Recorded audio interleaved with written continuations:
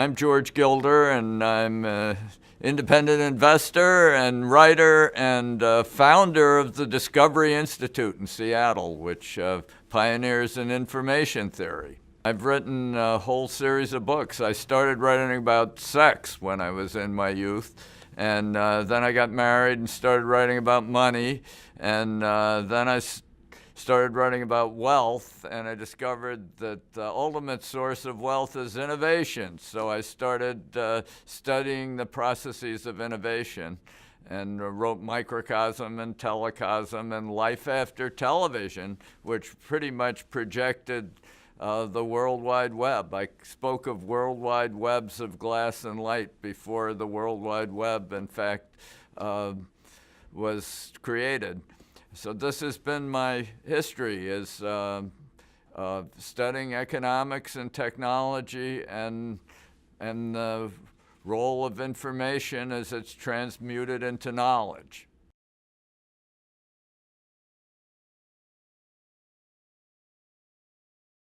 I began by writing about fiber optics and the bandwidth abundance that fiber optics would create, and I called it the fiber sphere. But then I discovered that the fiber sphere would need the atmosphere like your lungs need air. And so I got studying wireless, and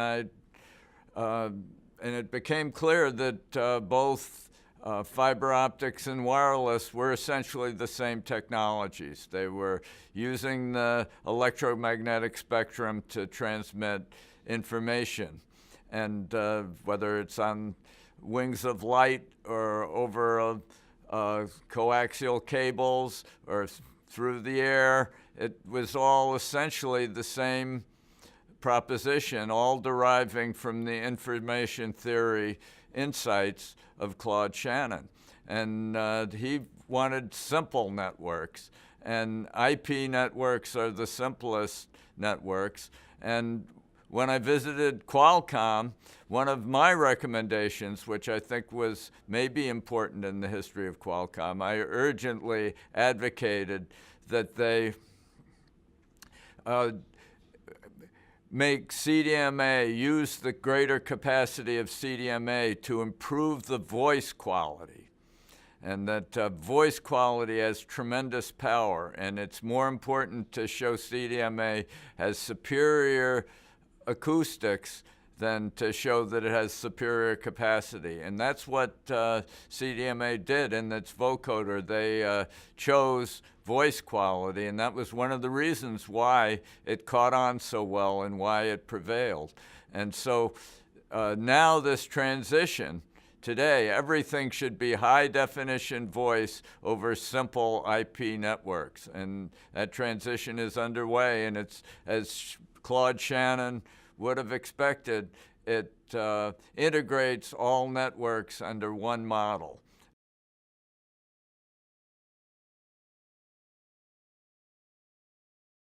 I believe that you got to please the consumer, and consumers like to be surprised by unexpected benefits of the technologies they adopt.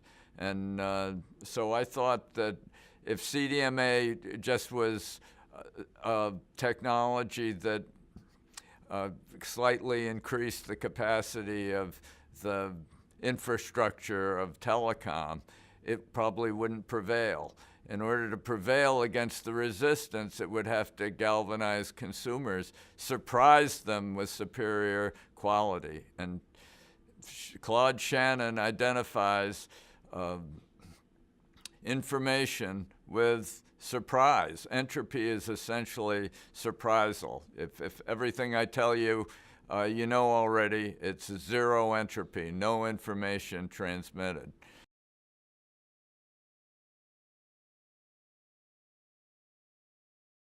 It's going wonderfully in wireless. I mean, it's just proliferation of new technologies in wireless.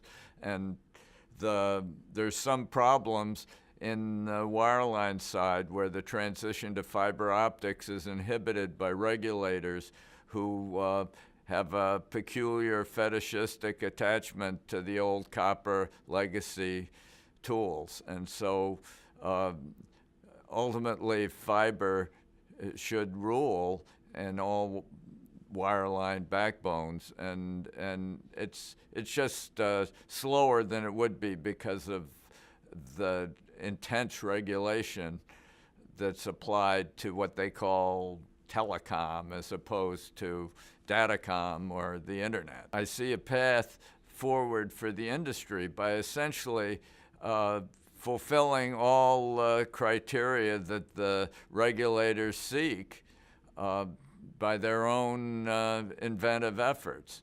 In other words, they solving the problems of 911 and interconnection and equal extension of broadband, and all these goals can be achieved through the transition that we described to ever simpler and more robust and high definition IP networks.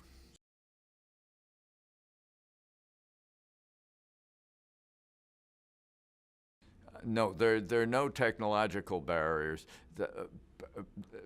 But engineering is hard and costly, and unless the engineers who actually deploy these technologies and make this bandwidth available are allowed to profit from their enterprise, capital markets will not supply the capital that enables the great build-out that is ahead of us and linking the entire world in worldwide webs of glass and light and air.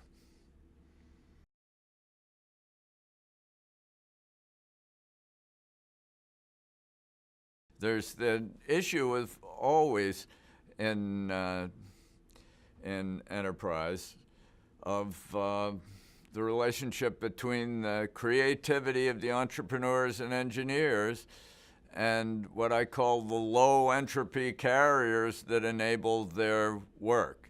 And government and regulation is important, but it needs to be predictable and stable and intelligent and unsurprising. In order to accommodate the upside surprises of capitalism, you need a predictable carriers, predictable constitutional structure of law and contract and defense and family, all this, the disciplines which make possible the creative efflorescence of the new economy on the frontiers of IP and broadband.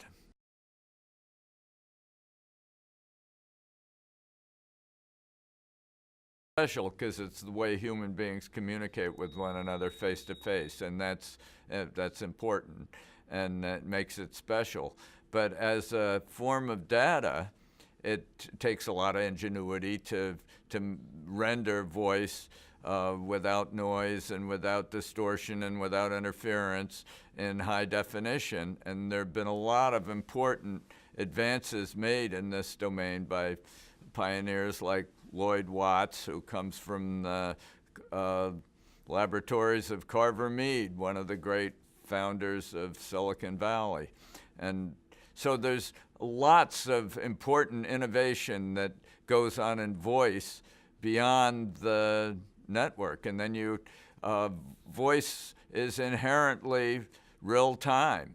And so it imposes that constraint on the network. And real-time communications stress latency. You can email communications, and even elaborate video attachments don't require real-time, low-latency facilities. So I think that voice and video resemble one another, and all streaming media, real-time media resemble one another, and there's lots of new technology coming forward to make possible this transition where voice and video, and all can be synchronously transmitted. And once you can do that, once you have that capability, all other communications capabilities are a subset of that technology. So I think the leading edge will be voice and video and their integration, and that requires real science to accomplish. And Lloyd Watts is my hero in this field, and he's really made great contributions in his company Audience that has recently been bought.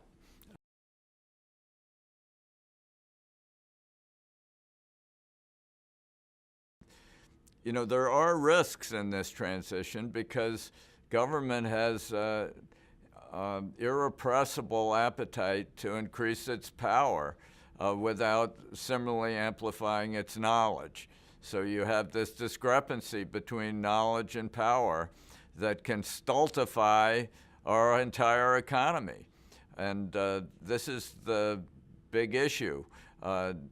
Knowledge is in individual human heads, and they're distributed all around the world. Each of us has different perspectives, ideas, and knowledge. And power, to optimize the productivity of the world economy, power has to be similarly distributed and dispersed. And when power is concentrated in one place, and K Street in Washington and the White House, and then it stultifies the economy, because there's no way they can know as much as all the engineers who contribute in proliferating ways to creating the kind of robust and ubiquitous networks that make our economy work. The conclusion is that regulators have to be restrained. That's their key role, and they have to be predictable. They have to follow the rules rather than generate new rules at their convenience or to enhance their powers. When the carrier, which in the regulator is part of the carrier in this metaphor, when the carrier becomes unpredictable, you can't identify the message at the other end. And so you need the carrier to be predictable in order to have a robust and successful network. And this is the key role of regulators, is to follow the rules and not capriciously change them or chiefly seek to enhance their own power as regulators.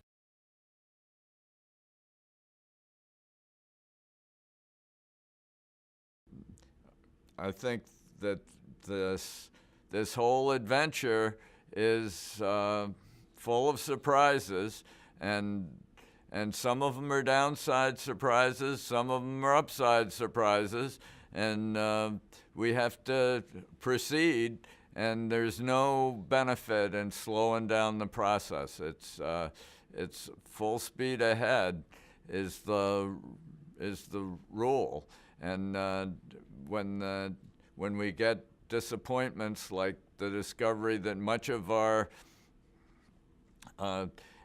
IT, information technology infrastructure, is porous and accessible to terrorists, using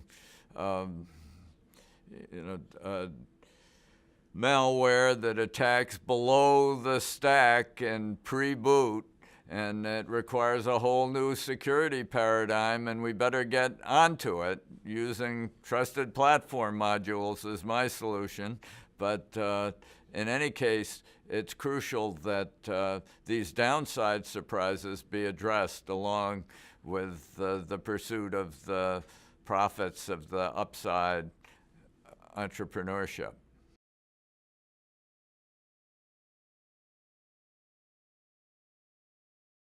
In this transition to a new telecom system and a new telecosm, as I call it, The U.S. takes the lead because of its superb entrepreneurial culture and its big markets, and the combination of the two have meant that its wireless bandwidth, for example, since 2000 increased some 152 times in the first 8 years or 9 years, and completely unexpected upside surprise. And this gave the U.S. the world lead again.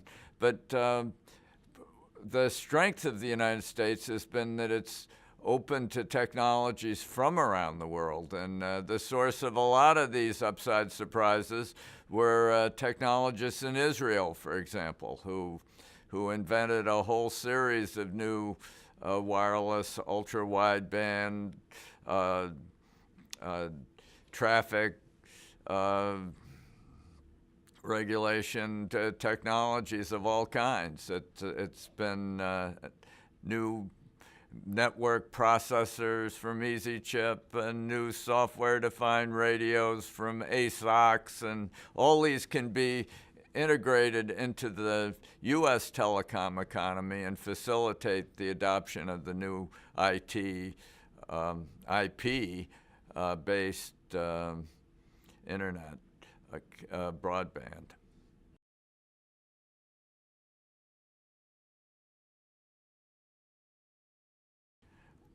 The future of the IP transition excites me because it's a move toward universal and simpler networks, low entropy carriers that can bear an ever proliferation of an efflorescence of new applications and uses around the world, an extension of the technology to healthcare and education and energy and all these areas that are vital to our future.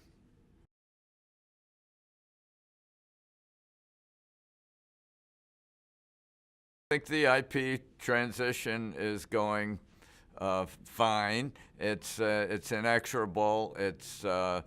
It's complemented by a move to universalize Ethernet, and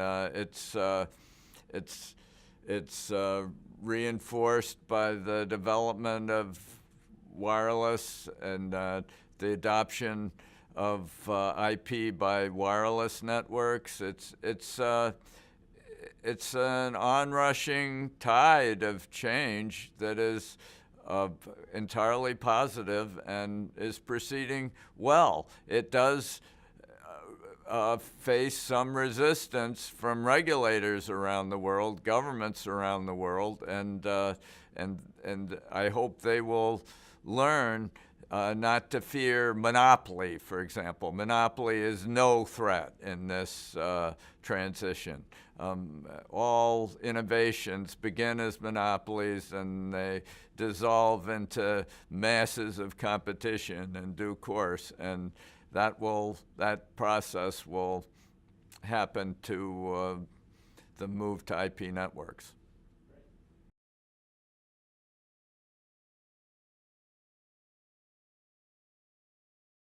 I've always been an advocate of HD voice from that time in the atrium at Qualcomm when I urged them to devote the increasing bandwidth of CDMA, code division multiple access, to voice quality rather than merely to capacity. The spread of HD voice will certainly increase the use of voice, and the complementing of voice with video, synchronous video, will further enrich the communications palette and experience and will again expand the use of these IP networks. The development of 3D video and hologrammatic communications will further allow the emergence of virtual worlds where you can meet with people from across the globe and around the planet. This is really the future. Texting is not an optimal mode of communications and will not prevail against the spontaneous desire of people to speak face to face.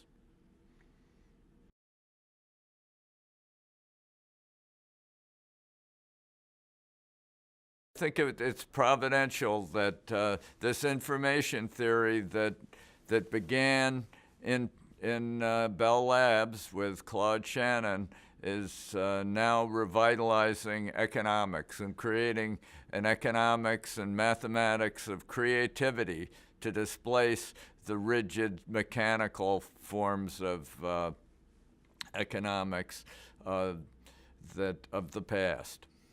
The more freedom of choice the messenger had in choosing his message, the greater the information could be transmitted.